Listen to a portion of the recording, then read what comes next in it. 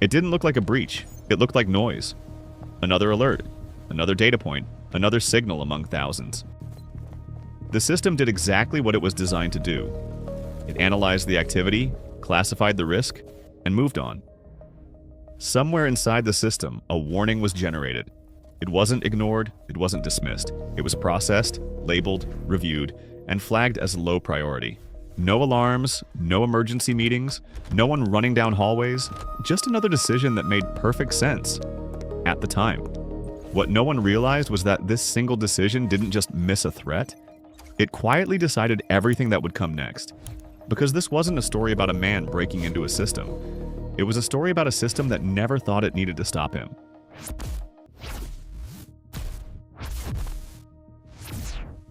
To understand why no one stopped what was coming, you first have to understand how the system worked. From the outside, it looked impenetrable. Layers of security, redundancy upon redundancy, procedures designed to catch even the smallest anomaly. Inside, everything revolved around classification. Not every signal was a threat. Not every anomaly mattered. The system was built to filter, to prioritize, to decide what deserved attention and what didn't. Every day, thousands of alerts were generated, most of them harmless, some of them unusual, a few concerning. But when everything is monitored, urgency becomes relative. Analysts learn to trust the process, to trust the scores, to trust the thresholds that separated normal from dangerous. A warning didn't mean action. It meant evaluation, and evaluation meant classification. The system wasn't looking for people, it wasn't looking for intent. It was looking for patterns. And as long as a pattern stayed below a certain line, it remained invisible. Even when it shouldn't have. The first sign didn't arrive with urgency. There was no spike, no breach notification, no flashing red screen demanding attention. It appeared the same way countless others had before it, quietly. A small deviation in activity, a pattern that didn't quite fit but didn't clearly violate anything either. The system noticed it immediately, logged it, analyzed it, and compared it to everything it had seen before. On its own, the signal didn't look dangerous. It wasn't aggressive. It wasn't noisy. In fact, it looked almost familiar. Similar behaviors had appeared in the past.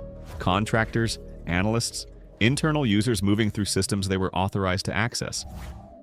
Nothing about it screamed threat, so the system did what it was designed to do. It assigned a score. It ranked the risk.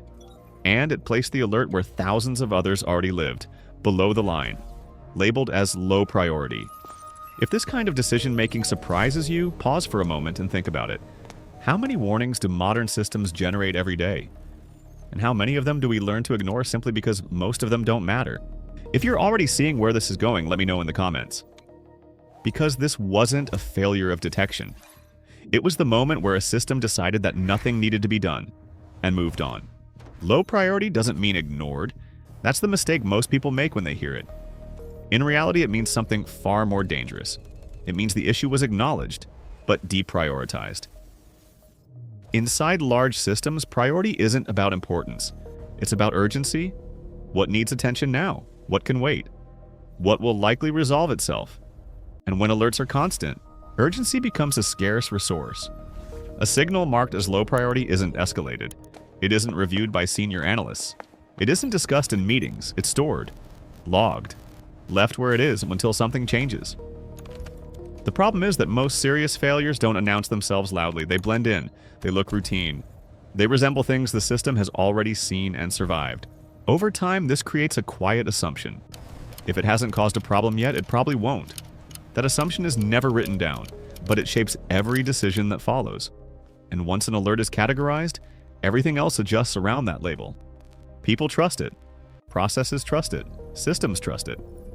If you've worked with monitoring systems, security dashboards, or large organizations, you've probably seen this dynamic before. Share your experience in the comments. Because from this point forward, the risk wasn't invisible. It was simply accepted. And that acceptance would quietly determine how far the system could be pushed before anyone noticed. Decisions inside large systems rarely feel dramatic. They don't arrive with urgency. They arrive with context. By the time this alert surfaced again, it already carried a history.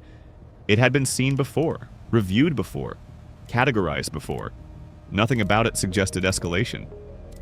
From the system's perspective, the risk profile hadn't changed. And from a human perspective, changing that classification would have meant something else: time. Escalation requires attention. Attention requires justification.